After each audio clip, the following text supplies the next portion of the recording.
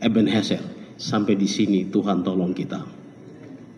Jadi saya berharap ke depan itu kerjasama kita tingkatkan.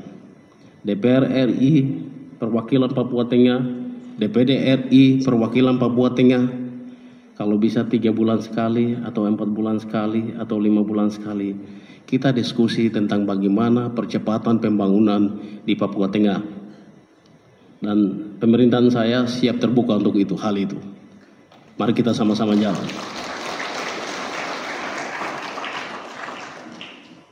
Hari ini bupati-bupati juga kami sudah duduk sekitar 3-4 kali.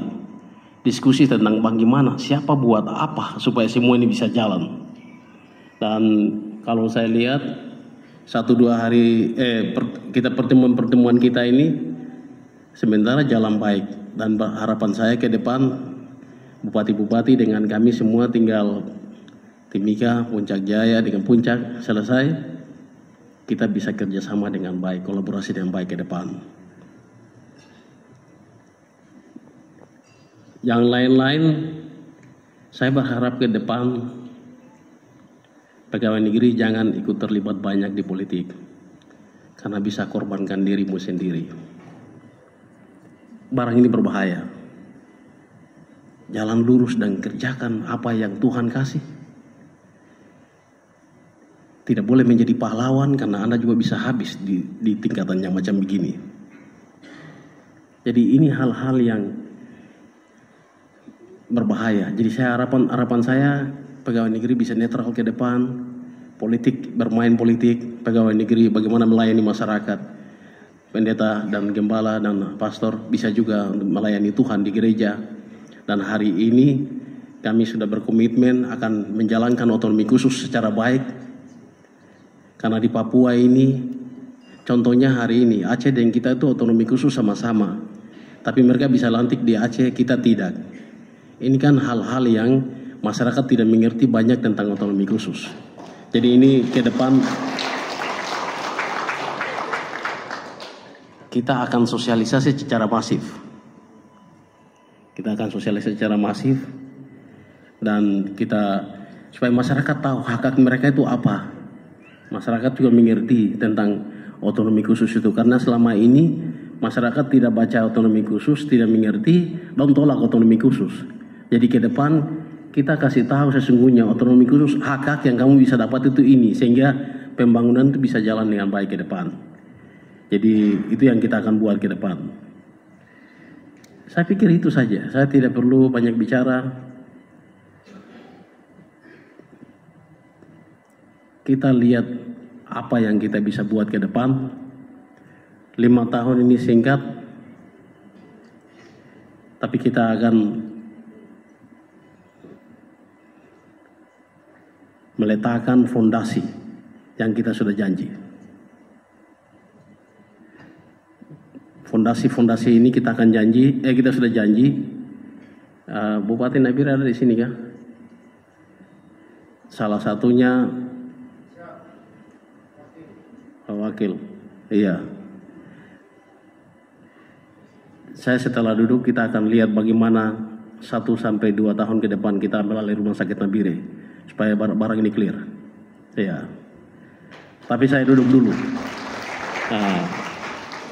Bukan berarti bahwa ambil itu aset daerahnya. Kita hanya mau bantu supaya masalah ini selesai.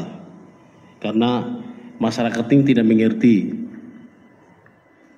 Ini rumah sakit Nabire kritiknya ke Bapak Gubernur. Itu kan salah itu. Nah, ini kan hal-hal yang menurut saya perlu kita ini. Ya karena kritiknya ke Gubernur bagaimana kita coba atur supaya bisa jalan yang baik. Tapi terlepas dari semua itu, kita tetap memberikan apresiasi kepada Ibu Ripka Haluk yang sudah meletakkan dasar-dasar yang tadi Pak Anwar sampaikan itu dan dilanjutkan oleh Pak Anwar Damani. Beliau berdua adalah orang-orang yang Tuhan pakai. Kalau itu bukan rencana Tuhan tidak mungkin. Sudah meletakkan ini dan kita melanjutkan. Yang kurang kita tambah, yang sudah ada kita perkuat supaya ke depan bisa jalan yang baik. Saya pikir itu yang kita bisa buat ke depan. kita tetap apresiasi. Karena kita ada hari ini, itu karena ada orang-orang lain sebelum kita.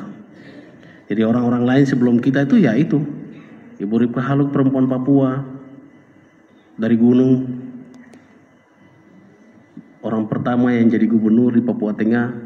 Dan kita perlu memberikan apresiasi setinggi-tingginya. Dan Tuhan sudah tolong dia, sekarang hari ini menjadi Wakil Menteri Dalam Negeri. Itu menurut saya beliau sudah meletakkan berkat yang dia sudah letakkan, hari ini dapat berkat.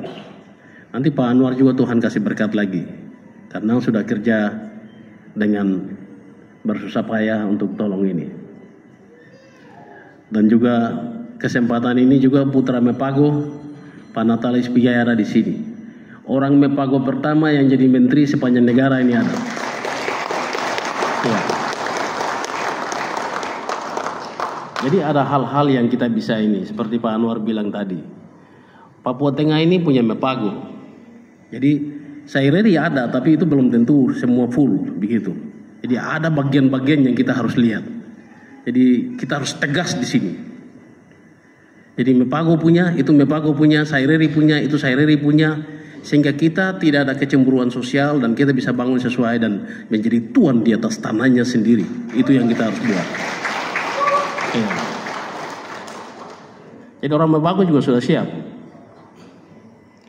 Ini kesempatan sepanjang dari 1969 Papua gabung ke Indonesia, orang Mepago baru menjadi gubernur hari ini. Ya. Ini kebangkitan kita. Kebangkitan kita mulai dari ya Mepago dan juga ada Puncak Jaya, ada puncak di situ.